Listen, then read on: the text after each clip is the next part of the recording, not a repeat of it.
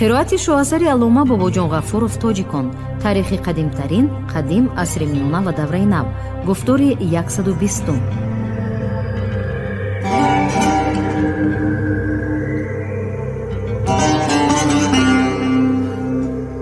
اثری تاجیکان شعله‌ای بود که به صفحه‌های تاریک و فراموش گشته تاریخ ملت تاجیک روشنی انداخته پدیده‌های خودشناسی و افتخار ملی را تکمیل داد. پرزیدنت جمهوری تاجیکستان امامعلی رحمان.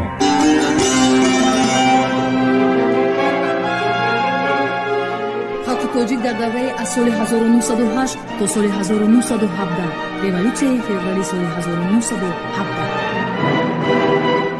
این شور و آشوب‌ها به درجه وسعت یافتند که حکومتداران امپریای روسیه هم به واهمه افتادند.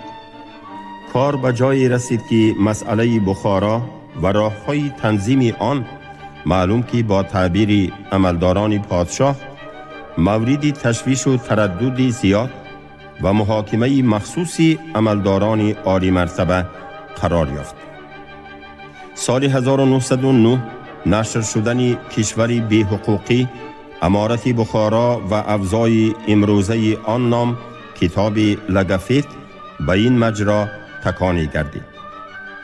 مؤلف این کتاب چند سال در آسیای میانه زندگی کرده بود.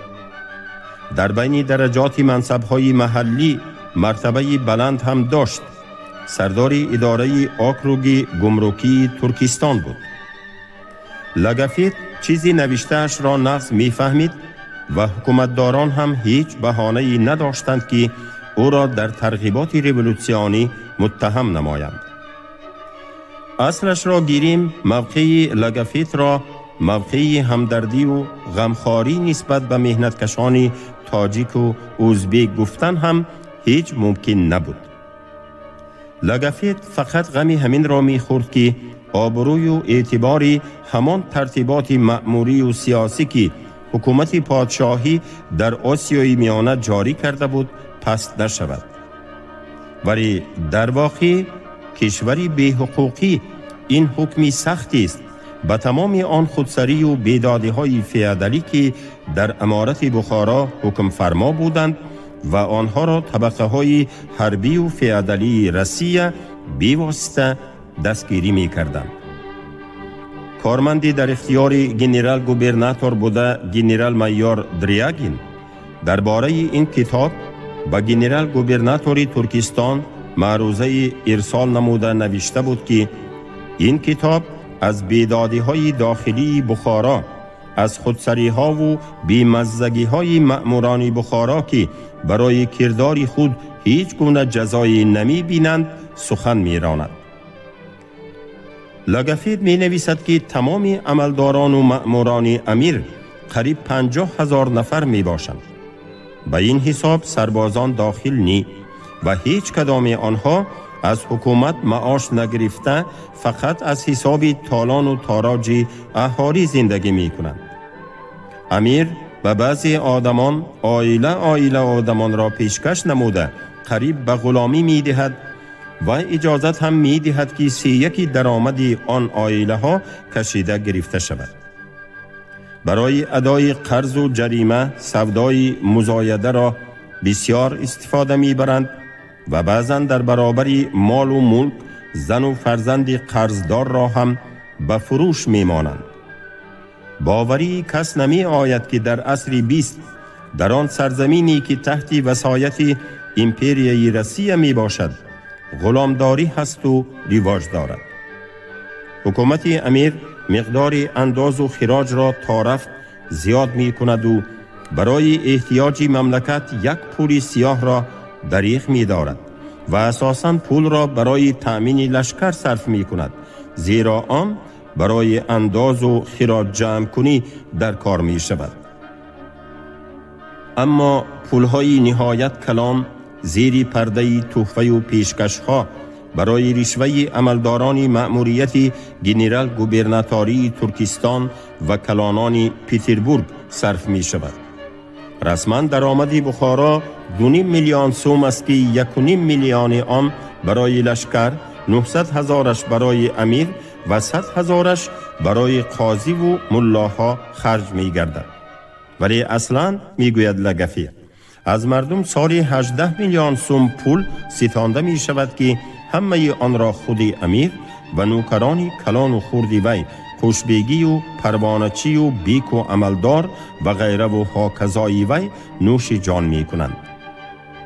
لگفیت گپش را دوام داده می گوید که مردم به حد قشاقی و بینوایی رسیده است و روزی سیری را نمی بیند و به مردنش کم مانده است. بنابراین تکلیف می کند که فی الحال بجای ترتیبات محلی مأموری ترتیبات عمومی رسیدگی را جاری کرده امیر را فقط همچون نماینده ماندن در کار. وضعیت شدید امارت بخارا که احتمال ترکیدنش دور نبود در تاشکند در مجلس مخصوص مشورتی محاکمه کرده شد که در آن گنرال گوبرناتور ترکستان میشنقه، یاردمچی وی کندراتوویچ، سردار شتاب اوکروگ حربی ترکستان ریختر، گماشته سیاسی روسیه در بخارا لیوچ و دیگران اشتراک داشتند.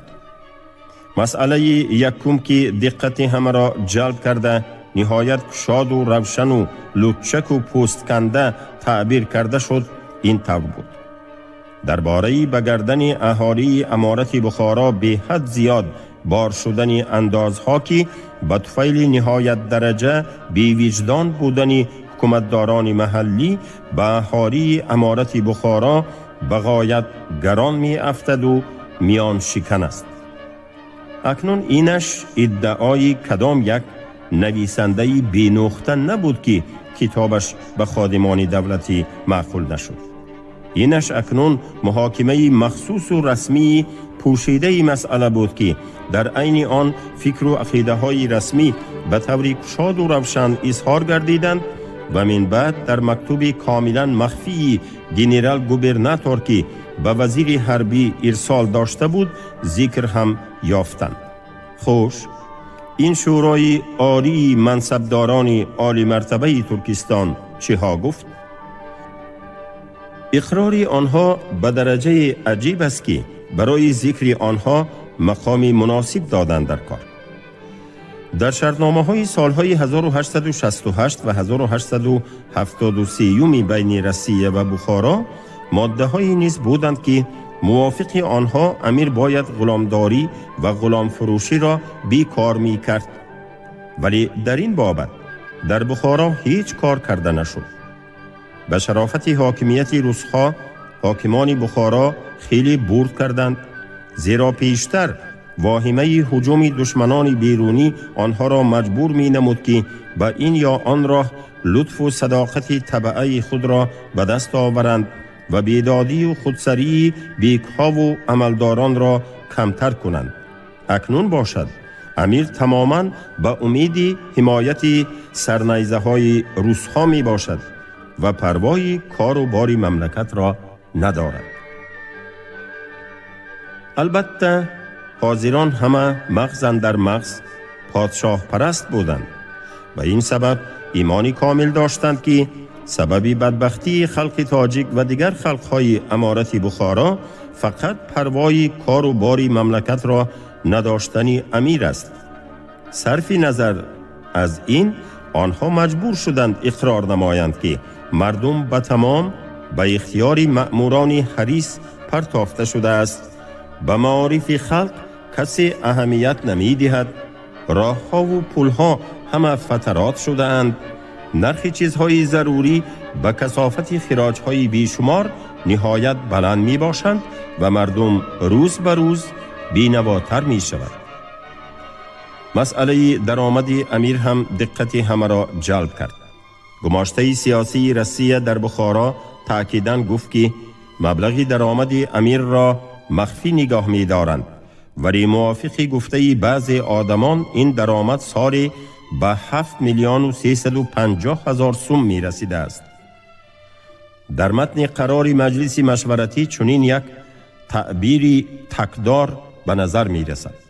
اگر فرض کنیم که امیر از زمین به حساب میانه سالی 5 میلیون سوم می غندارد، همین مبلغ هم از مبلغی که تمام اهالی محلی کشور ترکستان می دهد و علاوه بر این نسبت به اهالی بخارا شمارهشان 2 مراتبه بیشتر است، 4 مراتبه زیادتر می باشد.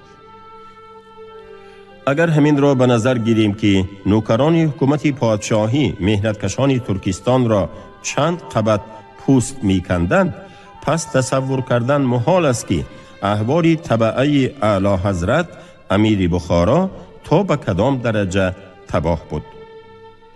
اگر به امید آن شویم که گنرال گوبرناتور و مقربان وی جدا در غم اصلاح وضعیت می شوند، سخت سهو خواهیم کرد.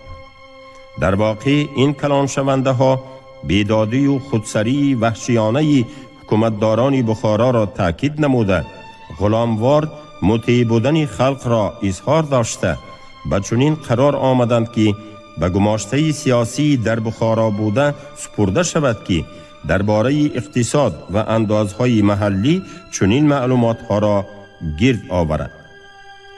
اتحاد صنفی استثمارگران مختلف و گوناگون ملت امپریای روسیه که ضد استثمار شوندگان روانه شده است، انا همین طور گشاد و روشن ظاهر شد. پس از یک چند ماه، تیر ماه سال 1909 در تاشکند برای محاکمه وضعیت بخارا باز جمع آمده برگزار گردید و اشتراکچیان آن هم خیلی گپ دادند که در امارت دیگرگونی ها موافق مقصد می بود. پس از این مسئله را به اختیار مجلس مخصوص مشورتی آید به وضعیت بخارا حواله کردند که آن در پترزبورگ 28 ژانویه سال 1910 شده گذشت. از درجه اعتبار این مجلس هیئت اشتراکچیان آن شهادت می دهد. مجلس مشورتی در تحت ریاست رئیس سویت وزیران و وزیر کارهای داخلی روسیه پادشاهی استالیپین می گذشت. در آن وزیر مالیه کوکوفسف، وزیر کارهای خارجی ایزوالسکی، وزیر حربی سوخاملینوف، سردار شتاب گنرالی گرنگراس، یاردمچی وزیر کارهای خارجی سازونوف، گنرال گوبرناتور ترکستان سامسونوف و دیگران اشتراک کردند. اینها خیلی گپ فروشی کردند که به سبب در کشور نبودن خواجگی با ترتیب پولی و نبودن یاری طبی، احوال طبعه بخارا بی نهایت خراب است. لشکری سرشماری وجود دارد که برای تأمین آن 1 میلیون سوم در کار و غیره و هاکذا. به گوشه دوردست امارت به بخارای شرقی مراقی مخصوص ظاهر کرده شد. علل خصوص که درباره این ناحیه حکومتداران پادشاهی خبری ناچیزی می گرفتند. این مجلس مشورتی هم غیر از بازاری گپ فروشی دیگر چیزی نشد. پیش از همه سبب همین بود که اشتراکچیان مجلس را حتی به گوشه خیالشان نمی آمد که با چی راه به صاحب اختیاری کاملی شاهنشاه یعنی امیر دخالت کردن ممکن بوده است. سامسونوف در یک شکلی هراسان و لرزان ناعادلانه برای محاکمه تکلیف پیش نهاد که در امارت بعضی دیگرگونی ها کردند در کار، ولی فقط بعد این که یگان وقت امارت به روسیه همراه کرده شود. ولی همین تکلیف نیمجان را هم استالیپین رد کرد. استالیپین قطعیاً گفت که خام در ران کردن لازم نی، خصوصاً در چنین زمانه ناتینج که تمام قوه امپریا برای تکمیل داخلی مملکت روانه شده است. معلوم که استالیپین ریولوسیون سالهای 1905 1907 را در نظر داشت که بعد آن اپارات دولتی حکومت پادشاهی خیلی وقت به افاقه آمده نتوانست. سامسونوف باز از نام مجلس مشورتی تاشکند لایحه ناقص و دمبریده بعضی اصلاحات را در بخارا جاری کردن بیوجیتی با ترتیب، دیگر کردن ترتیب اندازها یا کم کردن لشکر را نیز پیش نهاد، ولی همه آن را ارکان حکومت فوراً رد کردند. نمایندگان وزارت کارهای خارجی با دستگیری دیگر اشتراکچیان مجلس تأکیداً گفتند که به حساب و کتاب پور امیر دخالت کرده از وی ترتیب دادن این یا آن گونه بیوجت را طلب کردن و همچنین کم کردن شماره لشکر را نیز تقاضا نمودن بیشک تحریف استقلال وی و تقصیر اعتبار وی می بود. بنابر همین جمع آمد این پادشاه پرستان گذرا چنین قرار برآورد: مسئله بیوجت، مسئله لشکر، مسئله تغییر ترتیب انداز برداشته نشود. راهی به ما مقبولی بهداشت وضعیت بخارا را معین کرده آن را روی راست نی بلکه تدریجاً به عزت نفس امیر نرسیده نامعلوم به وی فهماندن در کار و به خود وی امکان دادن لازم که از نام خودش و با راه و اصولهای به شرایط محلی مطابق و مناسب آن تدبیرها را به عمل برآورد.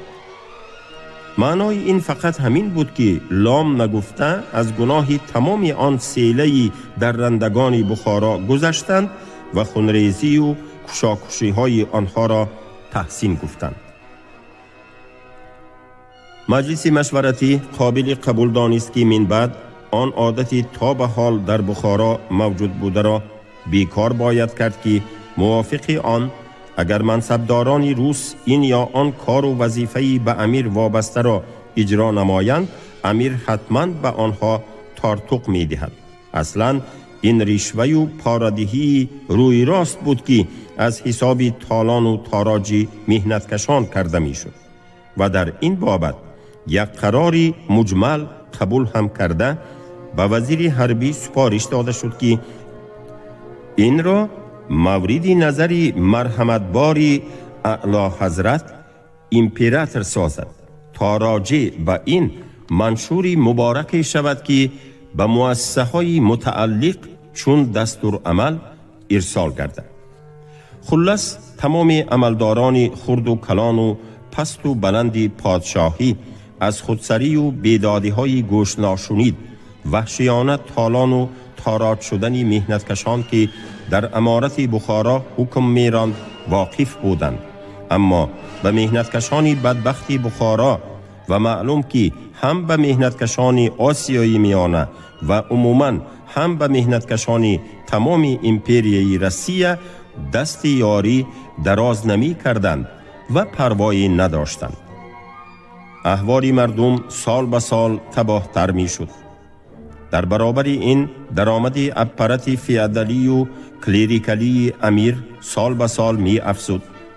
از حساب عرق جبین و خون مهنتکشان تاجیک و ازبک و غیره نه فقط بایهای بخارا کیسه پر می کردند، طبقه های برجوازی و پمیشکی روسیه هم نصیبه خود را زده می گرفتند. در این بابت تکاپوی و دوادوی و تشویش و ترددهای ارکان مالیه، صاحبان بانک و کارخانه ها و عموماً قلاب و کذابان عالی منصب که با دربار خود پادشاه قرابت داشتند جالب دقت است. سال 1915 در بخارا غیر از شعبه بانک دولتی باز 7 شعبه بانک های خصوصی بود که همه آنها با سرمایه خارجی علاقمند بودند. این بانک ها در دست کنسیسیونرهای کلان بودند و آنها با اجازت حکومت امیر برای کنسیسیای ایریگاسیونی زمین های بسیاری را می گرفتند. مثلا گماشته بانک روس و آسیا ستوبه سال 1913 در بیکی قبادیان 10,000 دیسیاتین زمین را به مدت 99 سال به کنسیسیا گرفته بود. قطعه گوهرعلی. حکومت بخارا از سال 1912 تا سال 1915 جمع الجمع تا 300,000 دیسیاتین زمین را به کنسیسیا داد. غیر از قطعه گوهرعلی باز 2 کنسیسیای دیگر داده شد. سال 1914 ایوج 5000 دیسیتین زمین هایی که در قریبی به امور ریختن کافرنیهان واقع بودند و سال 1915 قرغان تیپه 65000 دیسیتین زمین.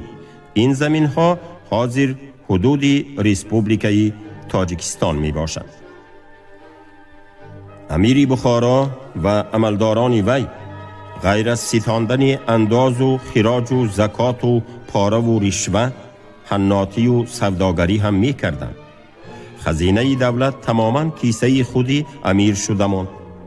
در این باره استاد عینی در متریال ها آید به تاریخ انقلاب بخارا معلومات عجایب آورده است. سال 1913 درآمد امیر 30 میلیون سوم طلا بود که این طور خرج می شد.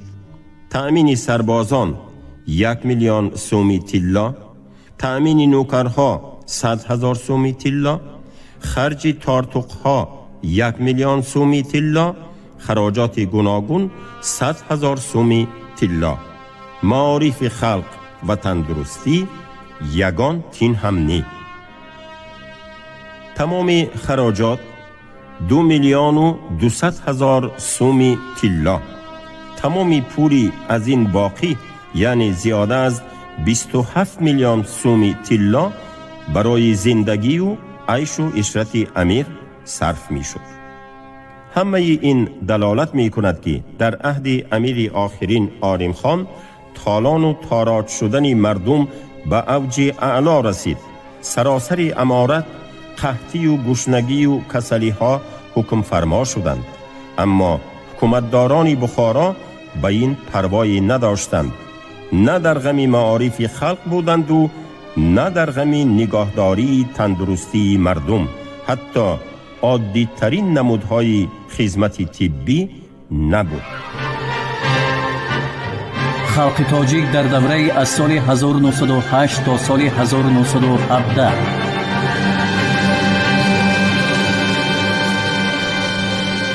گرفتن فعالیت ملتچیان برجوازی.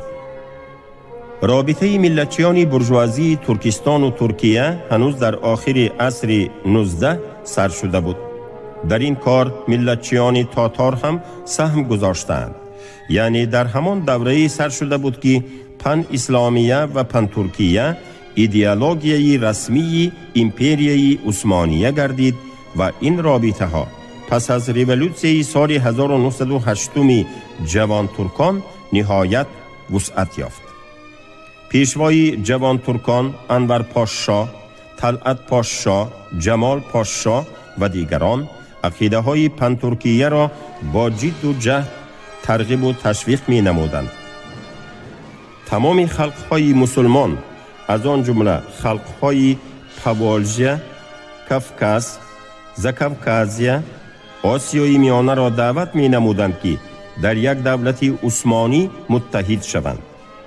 خادم نمایان پن ترکیه زیا گوکال نیت و مقصد اساسی آنها را به یک شکل معین آورده گفته بود که وطن ترکان نه ترکیه و ترکستان بلکه کشوری ابد زنده و بیکران توران است.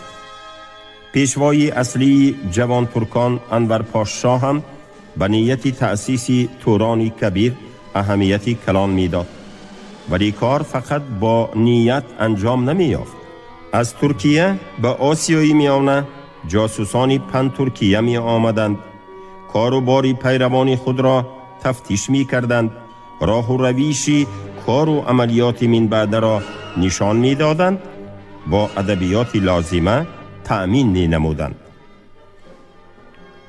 گرچند حکومت پادشاهی به انتشار شعارهای پن ترکیه در ترکستان با خوف می نگریست و جاسوسان آن را سخت به نظارت می گرفت، به هر حال بسیار جاسوسان از دایره نظارت بیرون می ماندند. بعدی در استانبول آخر سال 1909 تأسیس یافتن جمعیت بخارا آید به انتشار دانش مفید در بین عام، آمد و رفت جاسوسان پن ترکیه از ترکیه به آسیای میانه خیلی زیاد شد. این جمعیت در تحت نظارت مخصوص و حمایت شعبه معارف پارتیای جوان ترکان اتحاد و ترقی و راهبری آن خادم نمایان پن ترکیه دکتر نازیم عمل می کرد.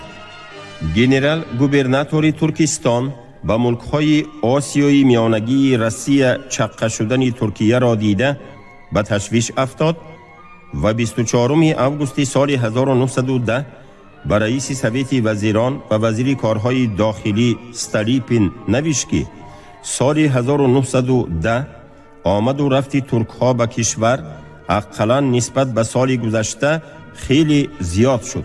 فقط در نیمه یکم همین سال نسبت به تمام سال 1909 2 مراتب زیادتر ترک ها آمده رفتند. الکی سال 1910 با امداد جمعیت بخارا آید به انتشار دانش مفید در بین عام، مکتب‌های عالی استانبول از ترکستان و دولت‌های آسیای میانه قریب 100 استودنت قبول کردند. دیری نگذشته در استانبول کلوب استودنتان مسلمان روسیه گشاده شد. این کلوب هم مثل جمعیت بخارا مرکز آدمگیری، تیارکنی و فرستادن جاسوسان به آسیای میانه بود که در اینجا هم این قبیل تشکیلات تأسیس کردنی بودند. مثلا جدیدان بخارا با تشبث خود برای مدد به مسلمانان دانش طلب مؤسسه خیریه گشادنی شدند. گماشته سیاسی روسیه در بخارا 11 ایون سال 1912 نوشته بود که هیئت مؤسسان نیتی به تمام آسیای میانه پهن کردن نفوذ این مؤسسه خیریه دلالت می نماید که آن در بند سعی و کوشش های ملت پرستی می باشد. گماشته سیاسی درست تخمین کرده بود که این جمعیت با جمعیت استانبول باید علاقه داشته باشد. یکی از سروران نمایان و راهبران غایبی جدیدان آسیای میانه منور قاری عبدالرشیدوف را سردار جوان ترکان جاسوسی پارتیای اتحاد و ترقی در تاشکند گفتن ممکن است. منور قاری مدیری یکی از مکتب‌های جدید بود. در نشریه‌های پن اسلامیه فعالانه شرکت می‌کرد. ژورنال و کتاب‌های ترکی را ترجمه و نشر می‌نمود و پولش را به استانبول به فاند جمعیت امداد ملی به فلات عثمانی می‌فرستاد. در حولی منور قاری منتظم مجلس‌های پوشیده جدیدان که ظاهراً به ضیافت می‌ماند برگزار می‌شد و در این جمع آمدها آید به اصولهای ترغیبات پن ترکیه مبادله تجربه می‌کردند. اینستروکتورهای از ترکیه آمده دستورها می‌دادند. خود منور قاری بارها به فرغانه و دیگر ولایت‌های ترکستان رفته کار و بار جدیدان را تفتیش کرده می آمد. فعالیت منور قاری چنان وسعت گرفت که شعبه حمایت ناحیوی ترکستان او را به زیر نظارت خود قرار داد.